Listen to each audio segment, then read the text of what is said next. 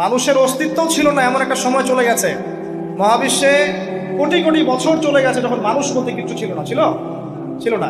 অনেক পরে মানুষকে সৃষ্টি করা হয়েছে। এখন দুনিয়াতে মানুষের চলাচল দেখলে মনে হয় মহাবিশ্বে সে একাই আছে, আর কেউ নাই। আল্লাহ পাক বলছেন, হে ইবলিস, কিসে তোমাকে নিষেধ করলো? কে তোমাকে বারণ করলো আদমকে সেজদা করতে, যাকে আমি সেজদা করার আদেশ করেছি? কি জন্য করলে না? সোজা কথায়, তুমি কি জন্য সেজদা করলে না আদমকে? মানে আঁকা তোমাকে কে বারণ করলো? এবার ইবলিস তার দলিল পেশ করছে। সে বলছে যে ক্বালা আনা খায়রুম মিন, সে বলল আমি আদমের চাইতে উত্তম। আসসালাতু খায়রুম মিনান নাওম, এটা জানেন না? ঘুমের চেয়ে নামাজ উত্তম। ঠিক এভাবেই সে ইবলিস বলছে কি, আনা খায়রুম মিন, আমি তার চেয়ে উত্তম। কি কারণে উত্তম? খালাকতানি মিন নার ওয়া খালাকতাহু মিন তিন। হে আল্লাহ, আপনি আমাকে সৃষ্টি করেছেন আগুন দিয়ে। জিনদেরকে কি দিয়ে সৃষ্টি করা হয়েছে? আগুন দিয়ে। ফেরেশতাদেরকে কি দিয়ে? নূর দিয়ে। তাহলে এখানে প্রমাণ হলো যে ইবলিস কিন্তু ফেরেশতা নয়। আমাকে সৃষ্টি করেছেন আগুন দিয়ে, ওয়া খালাকতাহু মিন তিন, এবং আদমকে সৃষ্টি করেছেন তিন মানে কাদামাটি। তার মানে আগুন কাদামাটির চেয়ে সুপিরিয়র, বেশি মর্যাদা সম্পন্ন, ওর মানে কে আছে আর কি। এই কারণে সে সিজদা করলো না। এবার আল্লাহ রাব্বুল আলামিন বলছেন, ক্বালা ফাহবিত মিনহা, ইবলিস এখান থেকে নেমে যাও। এটা কোন জায়গা? একদম মহাকাশের উপরে না, নাকি পৃথিবীতে? এটা সাত আসমানের উপরের ঘটনা। ইতিহাস শুরু হয়েছে মহাবিশ্বে। মানুষের অস্তিত্বও ছিল না, এমন একটা সময় চলে গেছে। মহাবিশ্বে কোটি কোটি বছর চলে গেছে যখন মানুষ বলতে কিছু ছিল না। অনেক পরে মানুষকে সৃষ্টি করা হয়েছে। এখন দুনিয়াতে মানুষের চলাচল দেখলে মনে হয় মহাবিশ্বে সে একাই আছে, আর কেউ নাই, তাই না? আচ্ছা, এটা দলিল কোরআনে আছে। সূরা দাহার 1 নম্বর আয়াত পড়ে দেখবেন, হাল আতা আলাল ইনসানি হিনুন মিনাদ দাহরি লাম ইয়াকুন শাইআন মাযকুরা। আল্লাহ পাক বলছেন, মানুষের উপরে এমন সময় চলে গেছে যে মানুষ কোনো আলোচ্য বিষয় ছিল না, উল্লেখযোগ্য কোনো বিষয় ছিল না। তো সভ্যতার শুরুর ঘটনা হচ্ছে এটা, মানব সভ্যতার একদম শুরুর শেকড়ের ঘটনা হচ্ছে এটা। একদম শুরুর চেতনা, শুরুর সংস্কৃতি শুরু হচ্ছে এখানে। এবার ইবলিস বলছে, আমি সেজদা করবো না, বিকজ আমি তার চেয়ে সুপিরিয়র। আপনি তাকে সৃষ্টি করেছেন মাটি দিয়ে, আমাকে সৃষ্টি করেছেন আগুন দিয়ে, আমি তাকে সেজদা করবো না। সে আল্লাহ পাকের আদেশ লঙ্ঘনই করলো না, বরং আল্লাহকে উল্টা একটা যুক্তি দেখালো যে আপনি ভুল, আমি ঠিক। নাউযুবিল্লাহ, আপনি আমাকে আদমকে সেজদা করতে বলছেন, এটাই ভুল, বরং উচিত হচ্ছে ও আমাকে চেষ্টা করবে। তো সে কিন্তু ওয়াস্তাকবারা, সে উদ্ধত হলো এবং অহংকারও প্রদর্শন করল। আল্লাহ পাক বলেন, ক্বালা ফাহবিত মিনহা, এখন এখান থেকে নেমে যাও। জান্নাতি বলেন আর ঊর্ধ্ব জগতি বলেন, সেখান থেকে তোমরা নেমে যাও, তুমি নেমে যাও। মা ইয়াকুনু লাকা আন তাতাকাব্বারা ফিহা, এখানে দাঁড়িয়ে তুমি অহংকার করবে এই অধিকার তোমাকে দেওয়া হয় নাই। সোজা কথা, আল্লাহ পাক বলছেন এখানে দাঁড়িয়ে তুমি অহংকার করবে এই অধিকার তোমাকে দেওয়া হয়নি। আল্লাহ পাক অহংকারীকে পছন্দ করেন। অহংকারীদেরকে আল্লাহ পাক কিয়ামতের মাঠে পিঁপড়ার মতো উঠাবেন। তাদের আকৃতি মানুষের সমান হবে না, ছোট ছোট কালো পিঁপড়ার মতো হবে, অন্ধকার ওদেরকে ঢেকে নিবে। তো আমাদের মনে যাদের অহংকার আছে, আল্লাহর রাস্তা অহংকার ছেড়ে দেয়। অহংকার ইলমেরও থাকতে পারে। একজন অনেক বড় ইলমি ডিগ্রি সার্টিফিকেট আছে, অমুক ফারেক, অমুক মুহাদ্দিস, অমুক মুফাসসির, ডাবল ডিগ্রি, এটারও অহংকার থাকতে পারে। ঠিক আছে? আবার অনেকের টাকা পয়সার অহংকার থাকে, অনেকের ক্ষমতার অহংকার থাকে, আবার এখনকার মেয়েদের সৌন্দর্যের অহংকার থাকে না? এক এক মানুষের এক একটা অহংকার। অহংকারের ডেফিনেশনটা কি? একজন সাহাবী নবী সাল্লাল্লাহু আলাইহি ওয়াসাল্লামকে বলছেন, ইয়া রাসূলুল্লাহ, আমি পছন্দ করি আমার গায়ের পোশাকটা সুন্দর হোক, আমার জুতা সুন্দর হোক, ঠিক আছে, আমার সুগন্ধি ভালো হোক, দামি হোক। এটা কি অহংকারের পরিচয়? নবী সাল্লাল্লাহু আলাইহি ওয়াসাল্লাম বলছেন, না, এটা অহংকারের পরিচয় নয়। বরং অহংকারের পরিচয় হচ্ছে অন্য মানুষকে তুচ্ছ তাচ্ছিল্য করা, এক, আর দুই হচ্ছে সত্যকে প্রত্যাখ্যান করা। মনে থাকবে অহংকারের সংজ্ঞা কি? এক, অন্য মানুষকে তুচ্ছ তাচ্ছিল্য করা, আর দুই, সত্যকে প্রত্যাখ্যান করা। এখন সত্য কি? আইনস্টাইনের থিওরি সত্য, নাকি পিথাগোরাসের উপপাদ্যই সত্য, নাকি আমাদের পশ্চিমারা যে সেকুলারিজম, কমিউনিজম, ডেমোক্রেসি ইত্যাদি ইত্যাদি, ন্যাশনালিজম এগুলো দিয়ে দিয়েছে মতবাদগুলো, এগুলোই চূড়ান্ত সত্য? সায়েন্সই কি চূড়ান্ত সত্য? চূড়ান্ত সত্যটা কি আসলে? এক কথায় সূরা কাহফের 29 নম্বর আয়াতে সত্যের সংজ্ঞা আছে। কত নম্বর আয়াতে?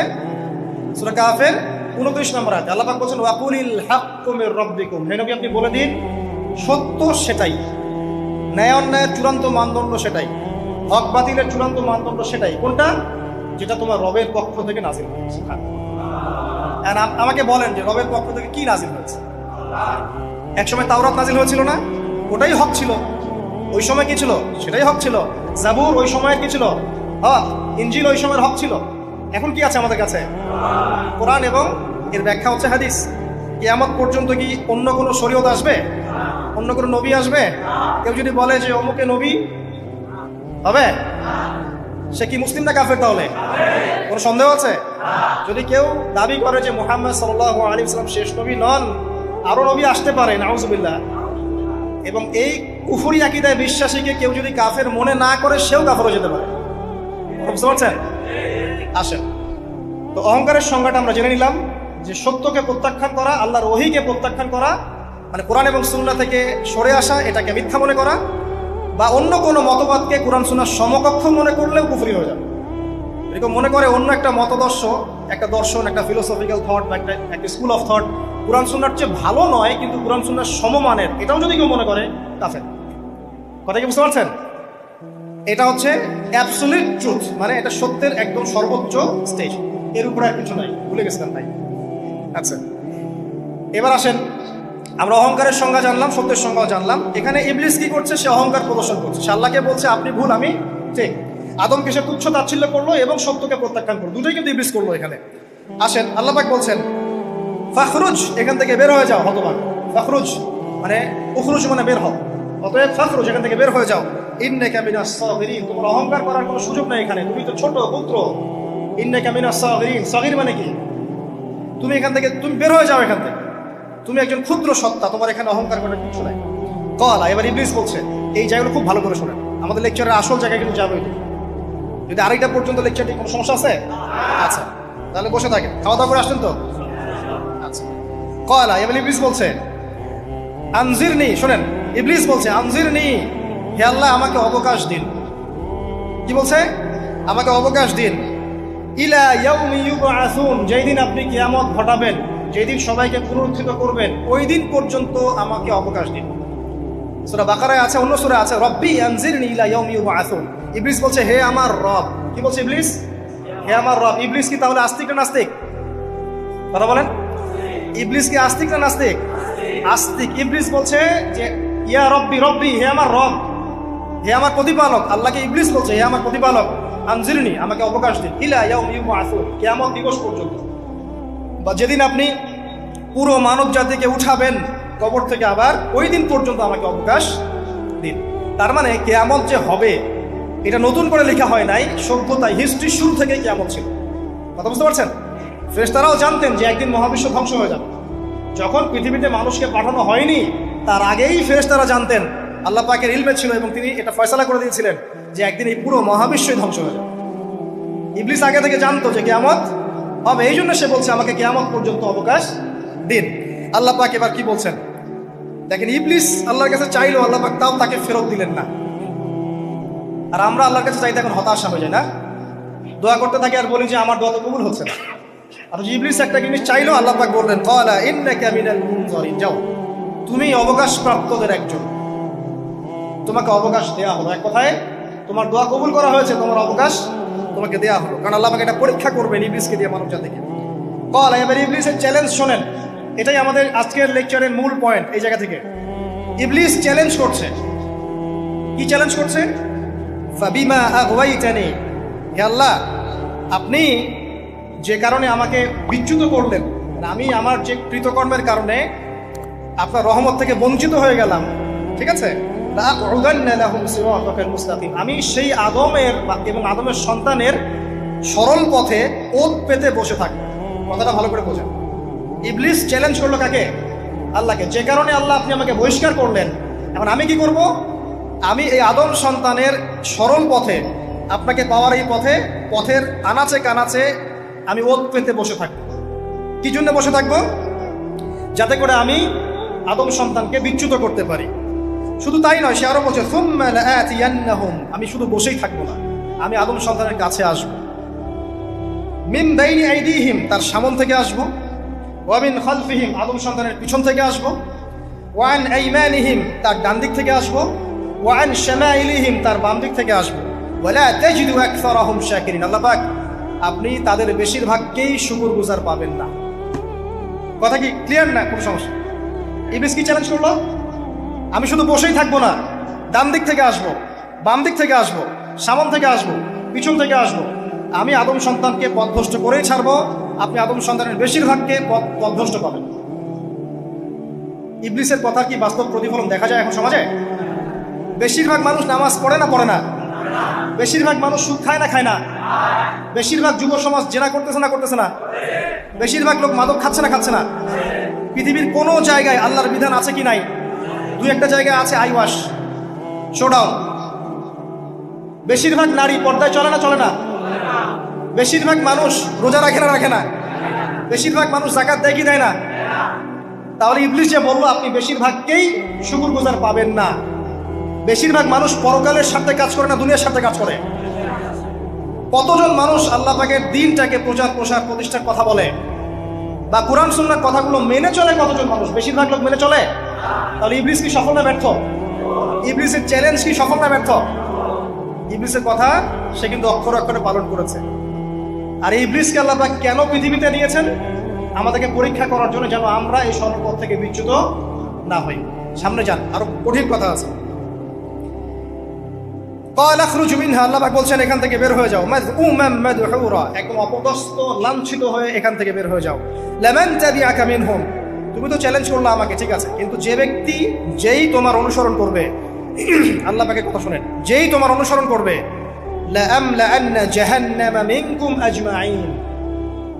যে পুরুষ বা নারী যেই হোক না কেন, যে আদম সন্তান ইবলিস তোমার অনুসরণ করবে, তোমার পথ ধরবে, আমি তোমাকে সহ এদের সবাইকে দিয়ে জাহান্নাম পূর্ণ করব। আল্লাহর কিচ্ছু যায় আসে না। আল্লাহ পাক যদি এই পুরো পৃথিবীটাকেও জাহান্নামে নিক্ষেপ করেন অবাধ্যতার কারণে, আল্লাহ পাকের কিছু যায় আসে? ওই যে আপনাদের এখানে নদী আছে না, কি বালাসী ঘাট, এখানে চর আছে না? চরের মধ্যে একটা বালুর কণার কি দাম আছে বলুন তো? একটা বালুর কণার কোন দাম আছে? এই পুরো মহাবিশ্বে পৃথিবীর অবস্থান এর চেয়েও কম। তো পুরো পৃথিবীর মানুষ যদি আল্লাহর অবাধ্য হয়, আল্লাহ পাক যদি পুরো দুনিয়াটাকে ধ্বংস করে দেন, জাহান্নামে নিক্ষেপ করেন, আল্লাহ পাকের কিছু যায় আসবে কিনা?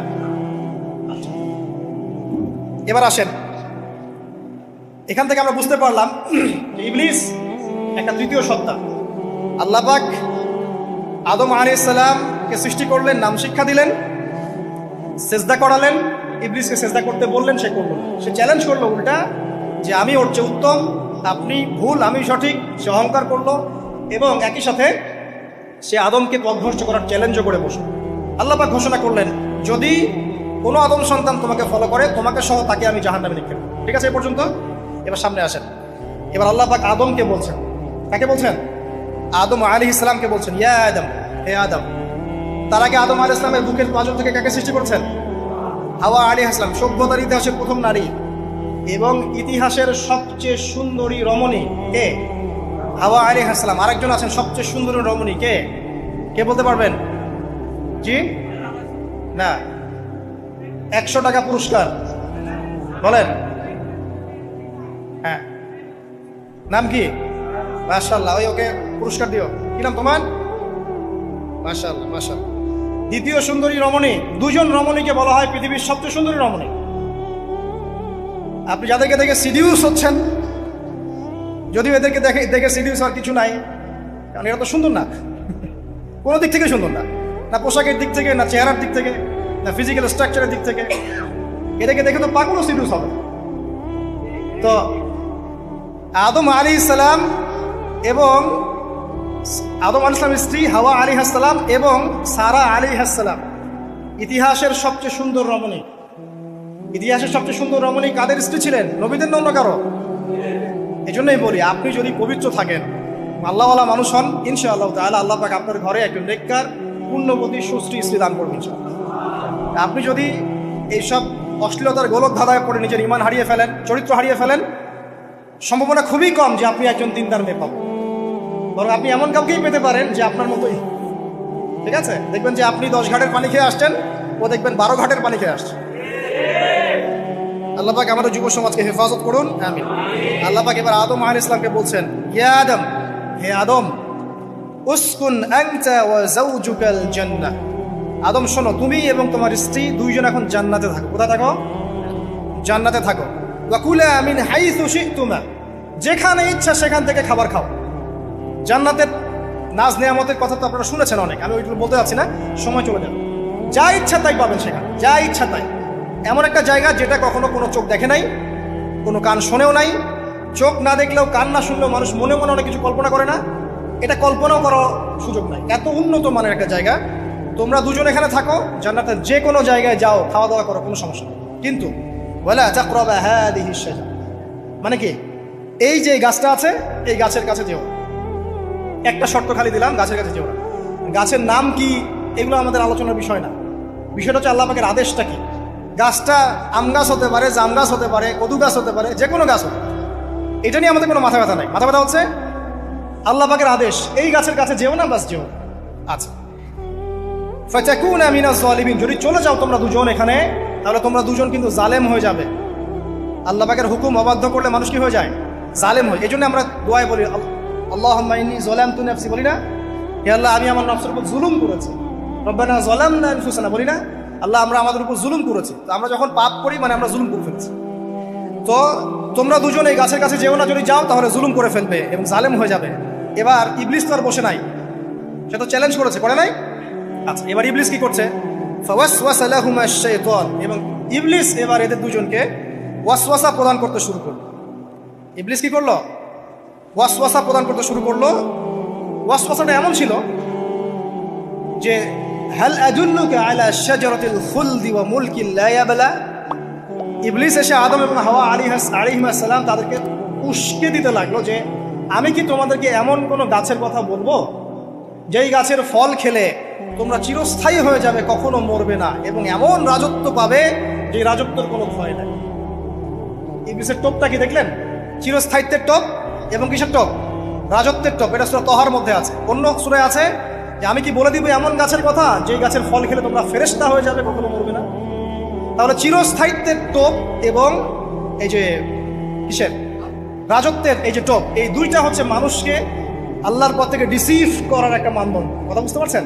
এই পৃথিবীতে যত মানুষ পথভ্রষ্ট হয়ে গেছে জন্য হয়েছে অনেকেই, আর অনেকে চিরস্থায়িত্বের জন্য হয়েছে। ফেরাউন নমরুদ চিরস্থায়িত্বের লোভে পড়ে পথভ্রষ্ট হয়নি? আর ওই সময় থেকে শুরু করে এখনকার বিশ্বে যারা ক্ষমতাধর, এরা কি ক্ষমতার দাপটে পথভ্রষ্ট হচ্ছে না? এই দুটো হচ্ছে মানুষকে পথভ্রষ্ট করার মাধ্যম। ইবলিস খুব ভালো করেই জানতো। একটা কথা বলি নাই, যখন আদম আলাইহিস সালামকে তৈরি করে রাখা হয়েছে, সৃষ্টি করে রাখা হয়েছে, ইবলিস এর চারপাশে রাউন্ড দিচ্ছিল, তাওয়াফ করছিল, তাওয়াফ। এবং মানব শরীরের এবং মানব মস্তিষ্কের, মননের দুর্বল পয়েন্টগুলো সে ফাইন্ড আউট করছিল। কারণ সে কিন্তু অনেক জ্ঞানী ছিল, সে কিন্তু প্রচণ্ড জ্ঞানী ছিল। এখনও কিন্তু সে প্রচণ্ড জ্ঞানী, এবং তার অভিজ্ঞতার ঝুলি এখন অনেক বেশি, তাই না? ওর বয়স হয়ে গেছে না, এখন প্রচুর বয়স। তো তাওয়াফ করে করে সে মানুষের দুর্বল জায়গাগুলো ফাইন্ড আউট করেছে। একটা হচ্ছে পেট, একটা প্রবৃত্তি, একটা হচ্ছে নারীর প্রতি আসক্তি, ঠিক আছে, একটা ক্ষমতার লোভ, একটা চিরস্থায়িত্বের লোভ। এগুলো হচ্ছে মানুষের দুর্বল জায়গা। ইবলিস এগুলো ফাইন্ড আউট করে ওইভাবে চাল দিয়েছে। কথা বুঝতে পারছেন? একটু খেয়াল করে দেখেন, এখনকার বিশ্বে যত অন্যায় হচ্ছে ম্যাক্সিমাম পাপ হচ্ছে পেটের কারণে। পেট। সুদ খায় কেন? পেটের কারণে। ঘুষ খায় কেন? পেটের কারণে। ইভেন যে এখন জেনা করছে ওদেরকে তো এখন যৌনকর্মী বলতে হয়, তাই না? সম্মান দিয়ে কথা বলতে হয়। তো যৌনকর্মী যারা, তারাও দেখবেন পেটের কারণেই করছে, পেটের কারণে। তারপর দেখবেন মানুষের সম্পদ আত্মসাৎ, ওই যে ছেলে মেয়ে বাল বাচ্চার জন্য। পেট মানে মূল জিনিসটা কি? পেট। এবং চিরস্থায়িত্ব, ক্ষমতার দাপট আর প্রবৃত্তির দাসত্ব, এগুলো হচ্ছে মানুষের সবচেয়ে দুর্বল পয়েন্ট। দেখবেন ম্যাক্সিমাম পাপ হচ্ছে মেয়েদের কারণে। মেয়েদের কারণে না, মেয়ের পিছনে। মেয়ের পিছনে আপনি চলে গেছেন, এখানে আত্মহত্যা করছে কেউ, কেউ এখানে আপনার জেনা করছে, কেউ ধর্ষণ করছে, কেউ পরকে লিপ্ত হচ্ছে। মানে মেয়েরই কোনো পাপ। যে বলে না, দুইটা পাপ যাকে পেয়ে গেছে তার লাইফটা ক্র্যাশড। একটা হচ্ছে মেয়ে, একটা হচ্ছে টাকা। অর্থ সম্পদের লালসা যার মধ্যে পেয়ে বসেছে, এর জীবন শেষ। আর যার মেয়ের নেশা আছে, মেয়ের নেশা যার মধ্যে আছে, এর জীবন শেষ। একে আপনি হেদায়েতের পথে আনতে পারবেন না, ইল্লা মাশাআল্লাহ, আল্লাহ পাক যদি না চান। আসেন, আর ইবলিস তাওয়াফ করছিল এবং সে কিন্তু টোপ দিল, চিরস্থায়িত্বের টোপ দিল। এবং কিসের টোপ দিল? ফেরেশতা হয়ে যাবে, অমর হয়ে যাবে। এবার আমাদের পিতামাতা আদম এবং হাওয়া আলাইহিস সালাম তারা কিন্তু ফল খেয়ে ফেললেন। আর এটা এমন নয় একবার ওয়াসওয়াসা দিয়েছে বাস খেয়ে ফেলেছেন, এমন নয়। কন্টিনিউয়াসলি সেই কাজটা করেছে। একটা মানুষ যখন জেনা করে, ইবলিস কি একবার এসে বললেই কেউ জেনা করে ফেলে? আস্তে আস্তে কিন্তু মানুষ জেনার পথে যায়। ওই যে প্রথমে একদিন, অনেক দিন একটা লেকচার দিয়েছিলাম না, প্রথমে গার্লফ্রেন্ড বয়ফ্রেন্ড একটা সম্পর্ক হয়, তাই না? তারপর কথাবার্তা হয়, মোবাইল ফোন এক্সচেঞ্জ করে, নোট এক্সচেঞ্জ করে, কফি খায়, আস্তে আস্তে ডেটিংয়ে যায়, পরে দেখবেন এক পর্যায়ে গিয়ে জেনা। এভাবে। আর যারা ধর্ষক এতে ডাইরেক্ট অ্যাকশন, এত সময় নাই, ডাইরেক্ট। তো ইবলিস প্রতিটা পাপ মানুষকে ধাপে ধাপে করায়। দেখবেন ইবলিস এখানেও কিন্তু আমাদের পিতামাতাকে ধাপে ধাপে ওইদিকে নিয়ে গিয়েছে। এবার আসেন, আমাদের পিতামাতা ফল খেয়ে ফেললেন, এই জায়গাটা খুব ভালো করে বোঝেন। এই ফল খাওয়াটা আল্লাহর অবাধ্যতা না। আল্লাহ পাক বলেছিলেন না যে জালেম হয়ে যাবে, আল্লাহ পাকের অবাধ্য হলেন। অবাধ্যতার ফলাফলটা কি হলো এবার শোনেন। আমরা সবাই জানি অবাধ্যতার ফলাফল কি, আল্লাহ পাক জান্নাত থেকে নামিয়ে দিয়েছেন, তাই তো? এর আগে আরেকটা ফলাফল হয়েছে। এই ফলাফলের সাথে আমাদের বর্তমান সময়কার যে ইস্যুটা চলছে, পোশাক, নারী, সংস্কৃতি, হাবিজাবি, হ্যাঁ, বেহায়াপনা, বেলাল্লাপনা, এই ইস্যুটা এখানে জড়িত। এটা আমারও বুঝতে এবং খুঁজে পেতে সময় লেগেছে। আমরা সবাই পড়েছি স্টুডেন্ট লাইফে, আদম এবং হাওয়া আলাইহিস সালাম আদেশ লঙ্ঘন করেছেন, সাথে সাথে আল্লাহ পাক জান্নাত থেকে কি করেছেন? নামিয়ে দিয়েছেন। ইবলিসকেও নামিয়ে দিয়েছেন, তারপরে হায়াত দিয়েছেন, এখানে পরীক্ষা করছেন, এই তো। এখানে আল্লাহ পাক দেখবেন আমাদের আমল কেমন, আমল ভালো হলে আবার জান্নাতে, খারাপ হলে আবার জান্নাত। কিন্তু এর আগেও একটা ঘটনা ঘটেছে। যে মুহূর্তে আমাদের পিতামাতা ফল খেয়েছেন গাছের কাছে গিয়েছেন, আল্লাহ পাকের আদেশটা লঙ্ঘন করেছেন, সাথে সাথে তাদের গায়ের পোশাকটা খুলে পড়ে গেছে। আমি বুঝাতে পারি নাই? পুরো মহাবিশ্বের প্রথম লজ্জা, প্রথম অপমান, প্রথম শাস্তি, ঠিক আছে, আল্লাহর অবাধ্যতার প্রথম পরিণাম লজ্জাহীনভাবে গা থেকে কাপড় খসে পড়ে যাওয়া, ন্যাংটা হয়ে যাওয়া। ন্যাংটা বাংলা ভাষায় বুঝতে পারছেন?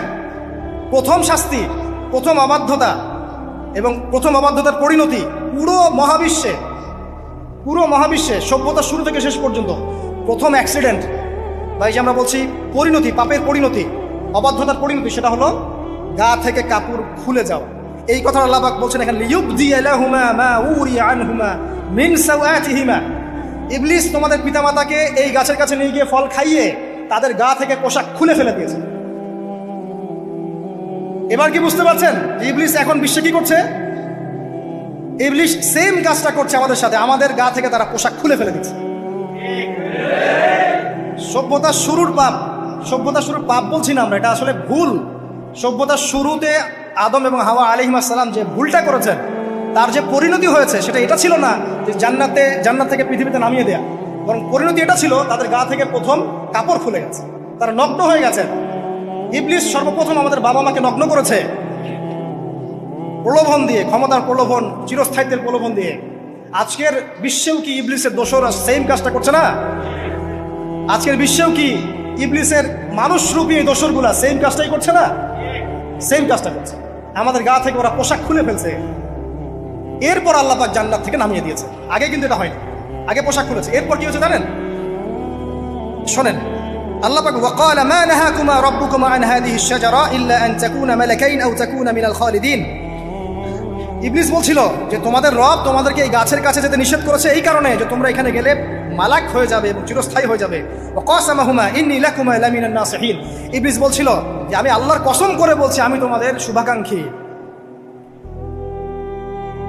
ফাদাল্লাহুমা বিগুরুর, ওদেরকে তারা পথভ্রষ্ট করলো, ইবলিস তাদেরকে পথভ্রষ্ট করলো। ফালাম্মা যাকা আশ-শাজারা, যখন তারা গাছের কাছে গেলেন, বাদাত লাহুমা সাওআতুহুমা, তাদের লজ্জাস্থানটা উন্মুক্ত হয়ে গেল, কাপড় খুলে পড়ে গেল। এটাই বলতে যাচ্ছিলাম। ওয়া তাফিকা ইয়াখসিফানি আলাইহিমা মিন ওয়ারাকিল জান্নাহ, এবং আদম এবং হাওয়া আলাইহিস সালাম জান্নাতের গাছের পাতা ছিঁড়তে লাগলেন এবং সেই পাতা দিয়ে লজ্জাস্থান ঢাকতে লাগলেন। আপনার বাবা আপনার মাকে যদি কেউ রাস্তায় নগ্ন করে ফেলে আপনার কেমন লাগবে? আপনি কি করবেন তার ইজ্জত সম্মান বাঁচানোর জন্য? আমাদের পিতা মাতাকে ইবলিস জান্নাতে নগ্ন করে দিয়েছিল এবং আমাদের পিতা মাতা জান্নাতের পাতাগুলো ছিঁড়ে ছিঁড়ে লজ্জাস্থানকে আবৃত করতে শুরু করে।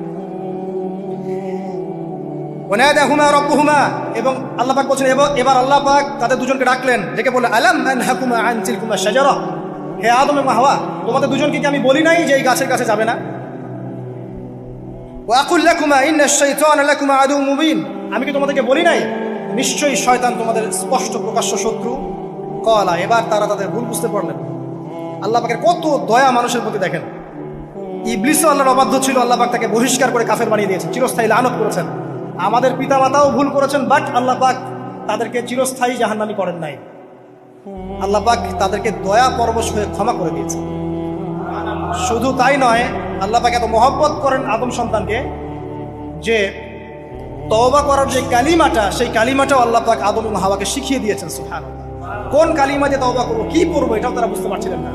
আল্লাহ পাক তখন শিখিয়ে দিয়েছেন, ক্বালা, তারা বলল, রব্বানা, হে আমাদের প্রতিপালক, যালামনা আনফুসানা, আমরা আমাদের উপর জুলুম করেছি, নফসের উপরে, ওয়া ইল্লাম তাগফির লানা ওয়া তারহামনা লানাকুনান্না মিনাল খাসিরিন। এই দোয়াটা করলেন আমাদের পিতামাতা, আল্লাহ পাক মাফ করে দিলেন। কিন্তু মাফ করার পরে আর জান্নাতে থাকা হলো? এই পৃথিবীতে নামিয়ে দেওয়া। পৃথিবীতে নামিয়ে দেওয়ার পরে একটা হায়াত দেওয়া হলো, কারো 50, 60, 70, 100, 200, 500, 1000 ইত্যাদি। এবং আল্লাহর পক্ষ থেকে ঐশী গ্রন্থ পাঠানো হলো, কখনো তাওরাত, কখনো জাবুর, কখনো ইনজিল ইত্যাদি, কখনো কোরআন। শর্ত দেওয়া হলো, যারা আল্লাহ পাকের এই ঐশী গ্রন্থগুলো মেনে চলবে তারা ইনশাআল্লাহ আবার মৃত্যুর পর সেই জান্নাতে ফিরে যাবে যেখান থেকে তারা বহিষ্কৃত হয়েছে।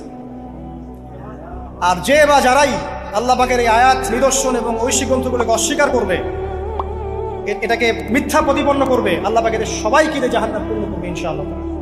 আল্লাহ পাক এটাও বলেছেন যে আল্লাহ পাক ওয়ালাকাদ যারানা লি জাহান্নামা কাসীরাম মিনাল জিন্নি ওয়াল ইনস, আল্লাহ পাক বহু মানুষ আর জিনকে দিয়ে জাহান্নাম পূর্ণ করবেন।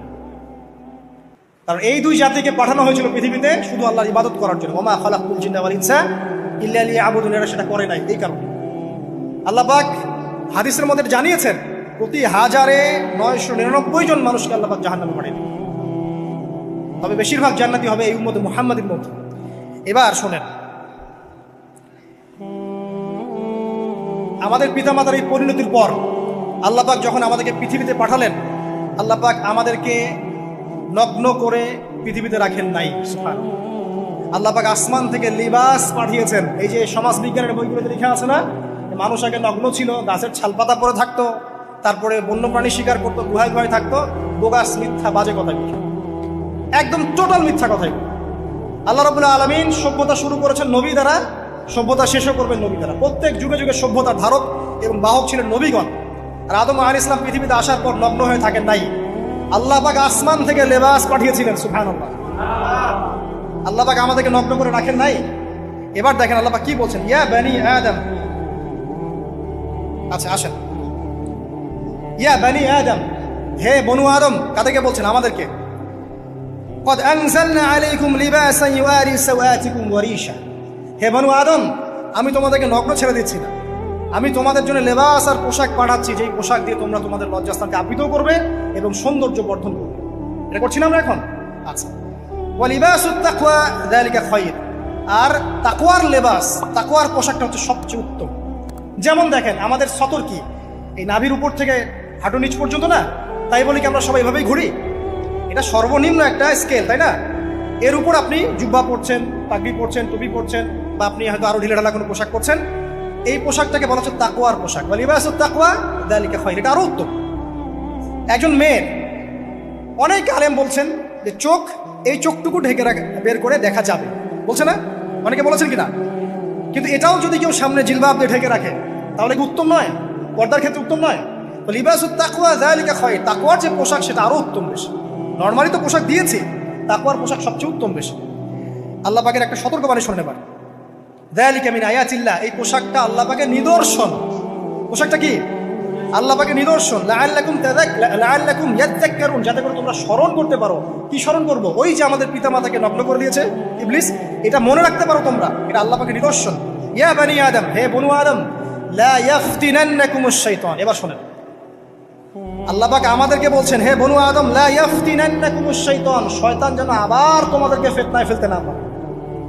পৃথিবীতে তোমরা থাকবে, শয়তানের বহু দোসর তোমাদের সামনে থাকবে, ডানে বামে, যে ডান থেকে আসবে, বাম থেকে আসবে, হ্যাঁ, সামন পিছন থেকে আসবে, মিডিয়ার মধ্যে দিয়ে তোমাদের ঘরে ঘরে ঢুকে যাবে শয়তানের দোসর। লা ইয়াফতিনান্নাকুমুশ শাইতান, শয়তানের দোসররা যেন তোমাদেরকে ফিতনায় ফেলতে না পারে। কে বলছেন? আল্লাহ পাক বলছেন। কিরকম ফিতনা? কামা আখরাজা আবাওয়াইকুম মিনাল জান্নাহ, ঠিক যেভাবে শয়তান তোমাদের পিতা মাতাকে জান্নাত থেকে বের করে দিয়েছিল, ওই রকম ফিতনায় যেন ফেলতে না পারে। ঠিক আছে? ওয়ায়ানজিউ আনহুমা লিবাসাহুমা, এবং শয়তান তোমাদের পিতা মাতার লেবাস খুলে ফেলেছিল, নগ্ন করে দিয়েছিল, নগ্নতা, বেহায়াপনা, অশ্লীলতা শিখিয়েছিল, ওইদিকে ধাবিত করতে চেয়েছিল। শয়তানের দোসররা যেন এটা করতে তোমাদের সাথে না পারে, সতর্ক থাকবে। লিউরিয়াহুমা সাওআতিহিমা, যাতে করে তোমাদের লজ্জাস্থানটা উন্মুক্ত হয়ে যায়।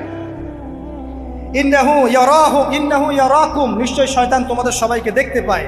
হুয়া ওয়া কাবিলুহু, সে এবং তার পুরো কবিলার লোকজন, মিন হাইসু লা তারাউনাহুম, এমন জায়গা থেকে যে জায়গা তোমরা দেখতে পারো। আর শয়তান এবং তার অনুসারী যারা আছে, মানুষ আর জিন, তারা তোমাদেরকে দেখতে পারে এমন জায়গা থেকে যা তোমরা দেখো না। আমরা যারা এই বিশ্বে আছি আমরা সবাই এখন খেলার পুতুলের মতো খেলছি। যারা নিয়ন্ত্রণ করে বিশ্ব, এদেরকে কেউ দেখতে পারে না, এরা মানুষ শয়তান। কথা বুঝতে পারছেন? আর এমনি জিন শয়তান যারা আছে এদেরকে তো আমরা দেখতে পারি না, অনেক দূর থেকে তারা আমাদেরকে দেখতে পারে। আল্লাহ পাক সতর্ক করছেন এটা, ইন্না জাআলনা আশ-শায়াতিন আউলিয়া লিল্লাযিনা লা ইউমিনুন। শোনেন, নিশ্চয়ই যারা আমার প্রতি ঈমান আনে না বা আমার অবাধ্য হয়, আমার আদেশ মানে না, তাদের সাথে আমি শয়তানকে বন্ধু বানিয়ে দিয়েছি। এবার বুঝলেন কেন বললাম এরা মানুষ শয়তান? বিকজ এদেরকে আল্লাহ পাক শয়তানের বন্ধু বানিয়ে দিয়েছেন। এটা শয়তানের বন্ধু। অন্য সূরায় আছে শয়তান, জিন শয়তান মানুষ শয়তানকে ওহী করে। জিন শয়তান মানুষ শয়তানের মাথায় এসব বুদ্ধি ঢালে। শয়তানি বুদ্ধিগুলো শয়তান মানুষের মাথায় ঢালে, মানে মানুষ মাথাটা আগে সে রিড করেছে কাকে কোন দিক দিয়ে রিসিভ করা যাবে। ঠিক আছে? আচ্ছা, এরপরে আরো আল্লাহ পাক বলছে ওয়াইদা ফাআলু ফাহিশাতান, তারা যখন কোনো ফাহেসা কাজ করে, নোংরা বেহায়ার মতো কাজ করে, ক্বালু, তারা বলে ওয়াজাদনা আলাইহি আবানা, এরকম করেই আমরা আমাদের পিতা মাতাদেরকে পেয়েছি। মানে যুগ যুগ ধরে এই সংস্কৃতি চলে আসছে, নগ্নতার সংস্কৃতি, বলে না? কথা বুঝতে পারছেন না? এই কথাই তারা বলে যেটা কোরআনে আছে। আল্লাহ পাক বলছেন ক্বালু ওয়াজাদনা আলাইহি আবানা, তারা বলে আমাদের পিতৃপুরুষদেরকে আমরা হাজার বছর থেকে দেখেছি এইভাবেই ড্রেস আপ করতে, এমনিই ব্লাউজ ছাড়া শাড়ি পরতে দেখেছি আমরা, এমনিই দেখেছি পেট বের করে চলতে, এমনিই দেখেছি এই শর্ট কামিজ পরে চলতে, নগ্ন হয়ে চলতে। এখন তো বিকিনি সংস্কৃতি আসলে, এবং এটা মুভমেন্ট চলছে, মানে মানুষের দেহ থেকে কাপড় খুলে ফেলার মুভমেন্ট, আন্দোলন শুরু হচ্ছে। ঠিক আছে? এবং দোহাই হচ্ছে আমরা হাজার বছর থেকে এমনিই চলছে। এই যে আল্লাহ পাক বলছেন ক্বালু ওয়াজাদনা আলাইহি আবানা, আমরা এর উপরে আমাদের পিতা মাতাদেরকে পেয়েছি। ওয়াল্লাহু আমারানা বিহা, এরা আরো বলে আল্লাহ আমাদেরকে এই আদেশ করেছেন। নাউযুবিল্লাহ। আল্লাহ বলছেন আল্লাহ পাকের আদেশ কি? কুল ইন্নাল্লাহা লা ইয়া'মুরু বিল ফাহশা, নিঃসন্দেহে আল্লাহ পাক কোনো ফাহেসা কাজের আদেশ করতেই পারেন না। পারেন? নিঃসন্দেহে আল্লাহ পাক কোনো ফাহেসা, বেলাল্লাপনা, বেহায়ার মতো কোনো আদেশ, বেহায়াপনার কোনো কাজের আদেশ করতে পারেন না। আতাকুলুনা আলাল্লাহি মা লা তা'লামুন, তোমরা কি আল্লাহ সম্পর্কে এমন কথা বলছো যেই কথা তোমরা জানো না? এই পর্যন্ত থাক। এবার আসেন বাস্তবতায় আসেন। এতটুকু যে আমরা হিস্ট্রির সূচনার কথাগুলো বললাম, এখানে আপনারা কিন্তু প্রথম একটা দলিল পেলেন মানুষের দেহ থেকে পোশাক খুলে ফেলে। এরপর আমি পুরো কোরআনটা ঘাটার চেষ্টা করেছি। আদম আলাইহিস সালাম থেকে শুরু করে মুহাম্মদ সাল্লাল্লাহু আলাইহি ওয়াসাল্লাম পর্যন্ত হাজার হাজার শতাব্দী চলে গেছে, তাই নাই? হাজার হাজার বছর চলে গেছে, বহু জাতি এসেছে, বহু জাতি চলেও গেছে। আমরা কি প্রথম জাতি নাকি? এর আগে কত জাতি পৃথিবীতে এসেছে, চলেও গেছে, গেছে না? আচ্ছা, কোরআন ঘেটে ঘেটে ক্লান্ত হয়ে যাওয়ার পর আমরা এমন কোনো জাতি পাচ্ছি না যাদের কথা আল্লাহ পাক বলেছেন যে আমি তাদেরকে ধ্বংস করেছি অশ্লীলতার কারণে, বা এই আপনার বেলাল্লাপনার কারণে, বা ফাহেসা কাজের কারণে। সরাসরি এই একটা কারণ দেখে আল্লাহ পাক কোনো কওমকে ধ্বংস করেছেন খুব রেয়ার, খুঁজে পাওয়া যাচ্ছে না। শুধু 3টা জায়গা বের করতে পেরেছি। কয়টা জায়গা? 3টা। 1 নম্বর দেখেন, আদম আলাইহিস সালাম পরে নূহ আলাইহিস সালাম না, এই জাতিটাকে আল্লাহ পাক ধ্বংস করেছেন না? এই ধ্বংসটাকে আল্লাহ পাক এই বেপরদামির কারণে করেছেন, অশ্লীলতার কারণে করেছেন, পোশাকের অপসংস্কৃতির কারণে করেছেন, করেন শিরকের কারণে করেছেন। কি কারণে? শিরক। আল্লাহ পাক সবাইকে ডুবিয়ে মেরেছেন, কিন্তু ওরা যে নগ্ন পোশাক পরে রাস্তাঘাটে চলাফেরা করতো, এই কথাটা কিন্তু আল্লাহ পাক বলেন। তার মানে ওদের পাপ এটা ছিল না। এরপর ইব্রাহিম আলাইহিস সালামের কওম কি এই কারণে ধ্বংস হয়েছে? অশ্লীলতার কারণে ধ্বংস হয়েছে? বেহায়াপনার কারণে ধ্বংস হয়েছে?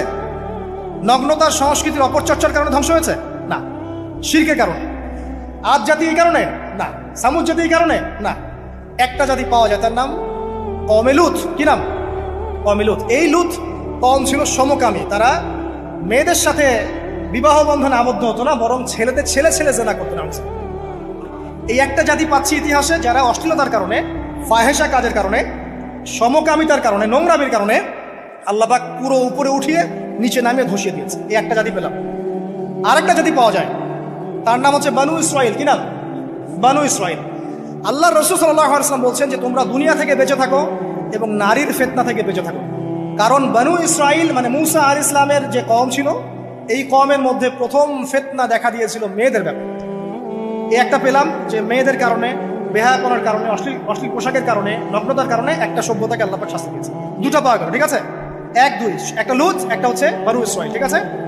আর একটা পাওয়া যায় এটা জোর করে, সেটা হলো নবী মুহাম্মদ সাল্লাল্লাহু আলাইহি ওয়াসাল্লাম নবী হওয়ার ঠিক আগের সময়টা, যেটাকে আমরা কি বলি আইয়ামে জাহিলিয়াত।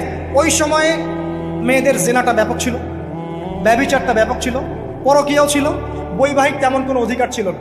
এমনও হতো যে একটা মেয়ের সাথে 8-10 জন পুরুষ সহবাস করতো, করার পরে সেই মেয়ে যখন গর্ভবতী হতো তার বাচ্চা প্রসব করার পর সেই মেয়ে 10 জনকে ডেকে দাঁড় করাতো, দাঁড় করিয়ে বলতো যে অমুকে হচ্ছে আমার এই বাচ্চার বাপ, তারপরে এর সাথে বিয়ে হতো। চিন্তা করতে পারেন?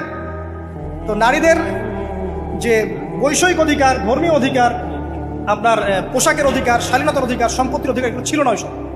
এই একটা সভ্যতা পাওয়া যাচ্ছে, তাহলে 3টা আমরা বের করতে পারলাম। কথা ঠিক আছে? আচ্ছা, এবার আসেন এই 3টা সভ্যতার পর নবী সাল্লাল্লাহু আলাইহি ওয়াসাল্লাম যখন নবী হলেন, তখন তিনি সমস্ত অশ্লীলতার শেকড়টাকে উপরে ফেলে দিলেন। সভ্যতার ইতিহাস থেকে শুরু করে আমরা যত জাতির ধ্বংস দেখছি, এই ধ্বংসগুলো শিরকের কারণে হয়েছে, কুফুরির কারণে হয়েছে, অবাধ্যতার কারণে হয়েছে। মাত্র কয়েকটা জাতির ক্ষেত্রে অশ্লীলতা, বেহায়াপনা, আপনার ফাহেসা কাজ, এগুলোর রিজন দেখানো হয়েছে। তো এ থেকে একটা বিষয় প্রমাণ করা যায়, এই কথাটা ভালো করে বোঝেন। এ থেকে একটা বিষয় প্রমাণ করা যায় যে যত সভ্যতা ধ্বংস হয়ে গেছে, ওই সভ্যতার মানুষরা আর যাই করুক না কেন, তাদের পোশাক আশাক ঠিকঠাক ছিল। কথা বুঝতে পারছেন না? যত সভ্যতা ধ্বংস হয়ে গেছে, আদ, সামুদ, নূহ, ফিরআউন, ঠিক আছে, যত সভ্যতা ধ্বংস হয়ে গেছে, তাদের আর যত পাপী থাক, হয়তো কেউ অহংকারী ছিল, কেউ কুফরি করেছে, কেউ শিরিক করেছে, হ্যাঁ, কেউ সন্তানদেরকে হত্যা করেছে, কেউ মানুষ হত্যা করেছে, কেউ জুলুম করেছে, কেউ অহংকার করেছে ইত্যাদি, কিন্তু তাদের পোশাক আশাক শতাব্দীর পর শতাব্দী ঠিকঠাকই ছিল। এটা নিয়ে আল্লাহ পাক কোরআনে খুব বেশি কথা বলেন। তার মানে বোঝা যায় যে এটা রিমার্কেবল কোনো কথা বলার বিষয় ছিল না, আল্লাহ পাক বলেন।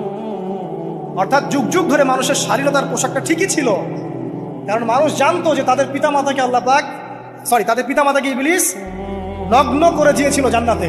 এই কথাটা মানুষের মাথার মধ্যে ছিলই, এবং বিভিন্ন ধর্মগ্রন্থে এটার অস্তিত্ব আছে। আপনি শুধু ইসলাম না, অন্য যে কোনো ধর্মগ্রন্থ ঘাটেন, হিন্দু ধর্মগ্রন্থ ঘাটেন, সেখানে দেখবেন বলা হচ্ছে যেন মেয়েরা পর্দায় থাকে। দেখেন, পরে দেখেন, বেদের মধ্যে এটা আছে। আমি গতকালকেও স্টাডি করছি।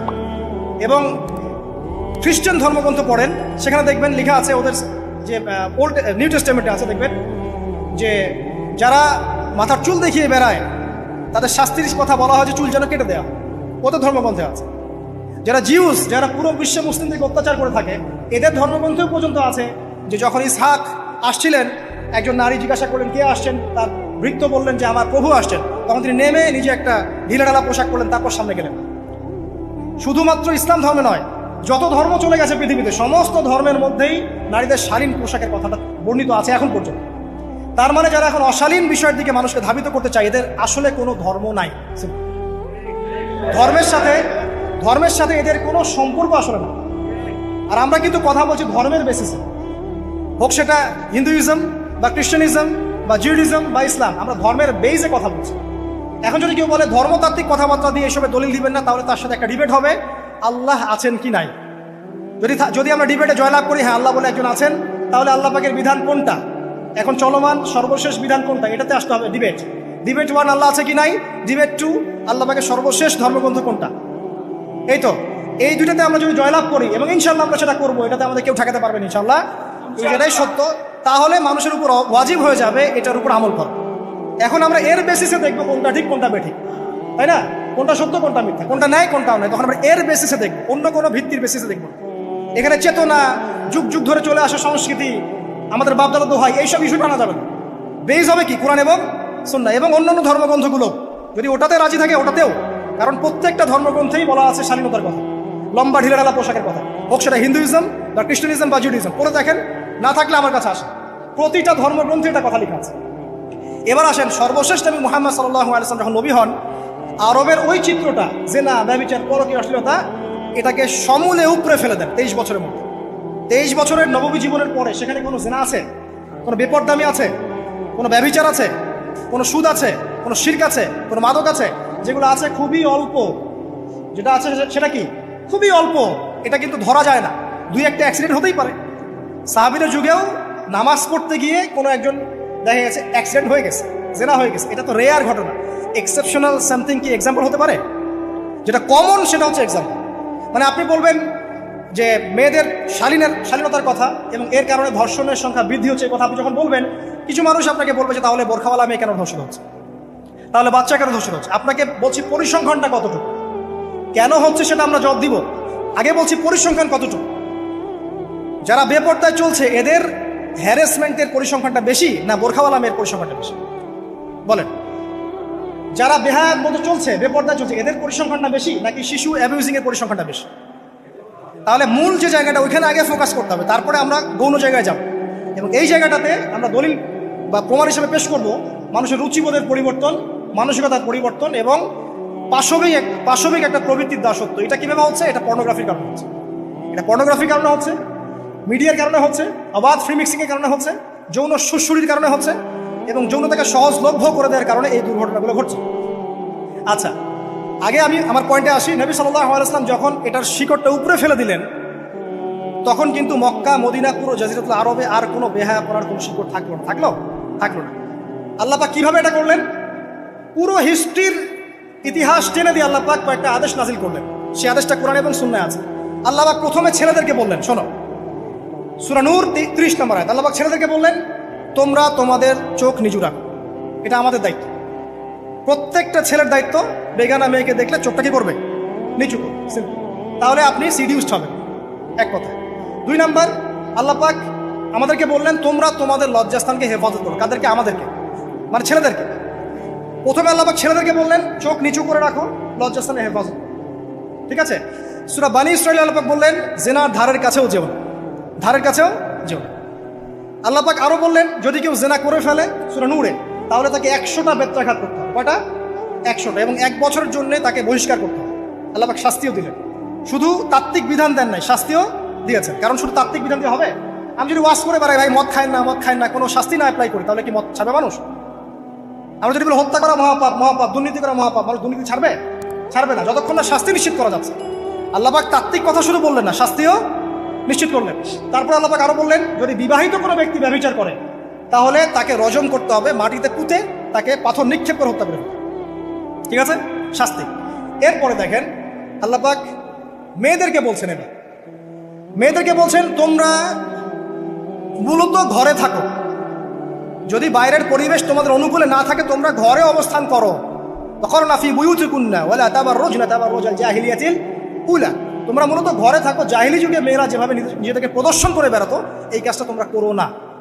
যদি করো তাহলে সমাজে বেহায়াপনা, ফায়সা বেড়ে যাবে, তোমরা নিজেরাই ক্ষতিগ্রস্ত হবে, যেটা ওরা হচ্ছে এখন। আচ্ছা, এরপর আল্লাহ পাক আরো বললেন, হে নবী, আপনি আপনার স্ত্রী এবং মুমিন নারীদেরকে বলেন, তারা যদি বাহিরে যায় যেন জিলবাব দিয়ে তাদের পুরো বক্ষদেশটাকে ঢেকে নেয়। তাহলে পোশাকের সংস্কৃতির শেকড় কোত্থেকে শিখবো? আমি কোত্থেকে শিখবো? আল্লাহ পাক কর্তৃক নাজিলকৃত সর্বশেষ ঐশী গ্রন্থ থেকে শিখবো নাকি? যে বইয়ের মধ্যে কোনো ভুল নাই সেটাই তো আমার শেখার মাধ্যম হবে নাকি যে দর্শনে 1000টা ভুল সেটা শিখবো আমি? আল্লাহ পাক এখানে বলছেন, মুমিন নারীদেরকে বলো, বাইরে গেলে পরে তারা যেন জিলবাব দিয়ে, কাপড় দিয়ে সুন্দর করে বক্ষদেশ সেগুলো ঢেকে রাখে। বোরখার কথা এখানে নাই শব্দে। ঠিক আছে? ঢেকে রাখা ঢিলেঢালা পোশাকের কথা এসেছে। আচ্ছা, আসেন, আল্লাহ পাক আরো বললেন যে তোমরা অমুক অমুক অমুক অমুক, যেমন আপনার বাবা, আপনার ভাই, আপনার এই যে সন্তান, এই যে মাহারাম যারা আছে, এদের সামনে ছাড়া অন্যদের সামনে যখনই যাবে, তোমরা কিন্তু হিজাব অবলম্বন করো। তা আল্লাহ পাক হিজাবের বিধান দিলেন, চক্ষু নিচু করতে বললেন, লজ্জাস্থানের হেফাজত করতে বললেন, এবং যদি এর পরেও কেউ ভুল করে ফেলে, তাহলে আল্লাহ পাক শাস্তির কথা বললেন। আল্লাহ পাকের সিস্টেমটা সুন্দর হলো না? এই সিস্টেমটা নবী সাল্লাল্লাহু আলাইহি ওয়াসাল্লাম অ্যাপ্লাই করলেন, সমাজ থেকে সমস্ত জেনা ব্যভিচারের ভিত্তি উঠে চলে গেল। সুবহানাল্লাহ বলবেন না? এটা হলো অবস্থা। তারপর দেখেন, আল্লাহ রাব্বুল আলামিন শুধু পর্দার কথা বলেই ক্ষান্ত হলেন না, কারণ একটা বিধান দিলেই মানুষের সবকিছু সলভ হবে না। আল্লাহ পাক এর পাশাপাশি আমাদেরকে 5 ওয়াক্ত নামাজ পড়তে বললেন। ঠিক আছে?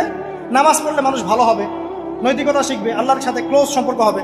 আল্লাহ পাক কোরআন তেলাওয়াত করতে বললেন। ঠিক আছে? কোরআন মেনে চলতে বললেন। আল্লাহ পাক আমাদেরকে আল্লাহর জিকির করতে বললেন, নবীর সুন্নাহ মতো চলতে বললেন। আল্লাহ রাব্বুল আলামিন আমাদেরকে আল্লাহর যত অবাধ্যতা আছে, কি সমস্যা? আচ্ছা, যেতে দেন। আমি যেটা বলতে চাচ্ছি যে আল্লাহ পাক শুধু পর্দার কথাগুলো বলেই একটা বিধান দিয়েই শেষ করে দিলেন না, কারণ শুধুমাত্র হিজাবের সাথেই পুরো সোসাইটির সমস্যাগুলো জড়িত না, এখানে আরো অনেক বিষয় আছে। যদি আপনি নৈতিকতা না শেখেন, একটা বোরখাওয়ালা মেয়েকে আপনি টিস করতে পারেন। ঠিক আছে? যদি আপনার মধ্যে আল্লাহর ভয় তাকওয়া না থাকে, আপনি কিন্তু একটা বাচ্চাকেও ধর্ষণ করতে পারেন, সুযোগ পেলে আপনি করে ফেলবেন। আপনার মধ্যে আল্লাহর ভয় না থাকলে আপনি কিন্তু গোপনে জেনা করতে পারেন বা পর্ন দেখতে পারেন। তাই আল্লাহ পাক শুধু হিজাবের বিধানটা দিয়েই ক্ষান্ত হলেন না, আল্লাহ পাক আনুষঙ্গিক আর অনেক কথা বললেন, যে তোমরা পবিত্র হও, বেশি বেশি আল্লাহর জিকির করো, 5 ওয়াক্ত সালাত নামাজে পড়ো, কোরআন তেলাওয়াত করো, নবীর সুন্নাহ মেনে চলো, দিনই কাজে ব্যস্ত থাকো, সৎ কাজের আদেশ করো, অসৎ কাজে নিষেধ করো। মানে এই সবগুলো কাজ যখন একসাথে হবে, আপনার মনটা কি হবে? পবিত্র হবে। আপনার মনের মধ্যে আল্লাহর নূর চলে আসবে। আর আপনার মনে আল্লাহর নূর চলে আসবে, তখন এইসব অন্ধকার বা এই যে জাহেলিয়াতগুলো আপনার কাছে ভালো লাগবে। যখন আপনার ইন্টারনাল যে সোলটা আছে, এটা যখন এনলাইটমেন্ট হবে আল্লাহর নূর দিয়ে, তখন আপনার কাছে এইসব হারাম প্রিমিক্সিং, হারাম পরকিয়া, আপনার জেনা, আপনার ব্যভিচার, পর্ন, এগুলো বিভীষিকাময় মনে হবে, আপনার কাছে ভালো লাগবে। আল্লাহ পাক অন্তর জগৎটা পরিবর্তন করার জন্য আমাদেরকে এই সিস্টেমগুলো দিলেন। শুধু হিজাবই করবে দিস ইজ নট নেসেসারি।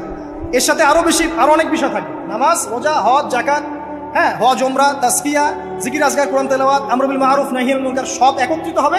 আবার হিজাবও চলবে। এরপরে যদি কেউ সীমা লঙ্ঘন করে, শাস্তিও আছে। পুরো সিস্টেমটা সুন্দর না?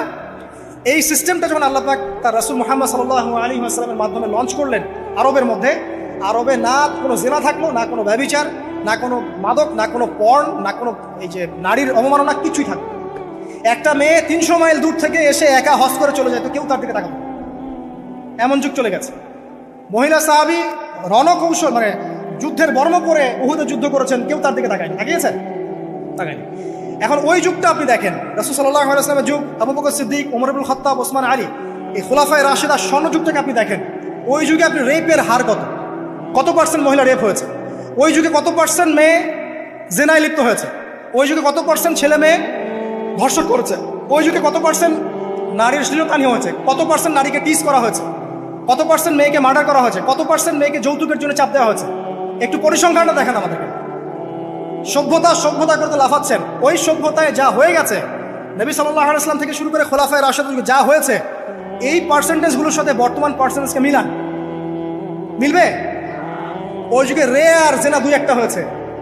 মদ খেয়েছে মানুষ রেয়ার কয়েকজন, মানুষ ব্যভিচার করেছে রেয়ারলি 2-4 জন, 100 বছরে 2-4 জন। ওই যুগে দেখবেন মানুষ পরকীয়ার নামই জানতো না, সমকামিতা কি জিনিস মানুষ জানতোই না, শর্ট পোশাক, বিকিনি সংস্কৃতি কি মানুষ জানতো না, ঠিক আছে? আনকভার ইউ, এই যে মুভমেন্ট চলছে, এগুলোর মানে কি মানুষ জানতো না? জানতো? ওই যুগে কি মুসলিমরা পিছিয়ে ছিল? জ্ঞান বলেন, বিজ্ঞান বলেন, অর্থনীতি বলেন, রাজনীতি বলেন, সমরনীতি বলেন, অস্ত্রশস্ত্র বলেন, কোন সেক্টরে কি মুসলিমরা তখন পিছিয়ে ছিল কিনা? উত্তর দেন, পিছিয়ে ছিল? ছিল না। তাহলে স্বর্ণযুগ আমরা কোনটাকে বলবো? এই বর্তমান দাজ্জালীয় সভ্যতাকে স্বর্ণযুগ বলবো, নাকি খোলাফায়ে রাশিদার এবং নবী সাল্লাল্লাহু আলাইহি ওয়াসাল্লাম রেখে যাওয়া যুগটাকে স্বর্ণযুগ বলবো? তাহলে ওই যুগ যদি স্বর্ণযুগ হয়, তাহলে ওই যুগের সুন্নাহ এ যুগে অ্যাপ্লাই করতে হবে না? তাহলে ওই যুগের সমস্যা যেমন দূর হয়েছে, এই যুগের সমস্যা দূর হবে না? এই সহজ বাংলা কথাটা বললে কি আমরা মৌলবাদী হয়ে যাব? এই সহজ বাংলা কথা বুঝতে গিয়ে কি আমি ধর্মান্ধ হয়ে যাব? ব্যাকডেটেড হয়ে যাব? এই কথাটা আমরা বলতে এখন সাহস পাই না। কি করব? সভ্যতার ইতিহাস ঘেটে দেখেন, ওই সভ্যতাই ছিল জ্ঞানে, শিল্পে, অস্ত্রে, প্রযুক্তিতে, অর্থনীতিতে মুসলিমরা একদম স্বর্ণশিখরে। কোনো একজন মুসলিমকে হত্যা করার কেউ সাহস করেছিল? একজন মুসলিম নারীকে ধর্ষণ করার কেউ সাহস করেছে? একজন মুসলিম শিশুকে কেউ বোম মেরে হত্যা করেছিল? আজকে বিশ্বের দিকে আপনি তাকিয়ে দেখেন, শত শত নারী ধর্ষিত হচ্ছে, শত শত বোমা মেরে আমাদের বাচ্চাদেরকে হত্যা করা হচ্ছে, মুসলিমদেরকে পুরো ডমিনেট করা হচ্ছে। আজকে রাজনৈতিক নিয়ন্ত্রণ, অর্থনৈতিক নিয়ন্ত্রণ, পলিটিক্যাল, আপনার সোশ্যাল মিডিয়া, প্রযুক্তি, যা যা আছে সব নিয়ন্ত্রণ পশ্চিমাদের হাতে, সমস্ত নিয়ন্ত্রণ হাতে। এই যে পালাবদল হলো সময়ে, এটা কেন হলো? বিকজ 1 নাম্বার ইস্যু হচ্ছে আমরা কোরআন এবং সুন্নাহ থেকে দূরে সরে আসছি। 2 নাম্বার, আমরা শয়তানের সেই ধোকায় পড়ে গেছে, যে ধোকা থেকে আমরা বেরোতে